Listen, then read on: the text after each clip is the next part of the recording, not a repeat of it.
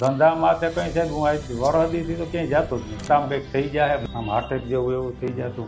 રાજભાઈ શું તકલીફ હતી તમને? ઊંધો ગેસ થતો, એસિડિટી થતી, ગભરામણ થતું, મને છાતીમાં દુખતું, ગેસ ચડતો, આ બધું પકડાઈ જતું.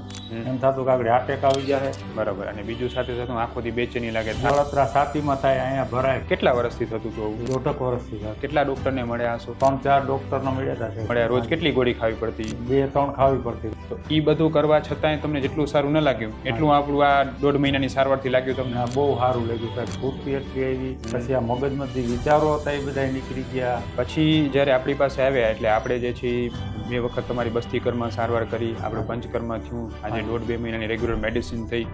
તમને કેટલા ટકા સારું લાગે? રીતે બધા પેશન્ટને સારું થતું હતું, એને પૂરો સંતોષ મળતો હતો, એને રિઝલ્ટ મળતું, એટલું જ તમને સારું તમને એમ થયું ને કે એક વિડીયોએ તમને આખી નવી જીવનની દિશા આપી? એમ નવી દિશા આપી છે.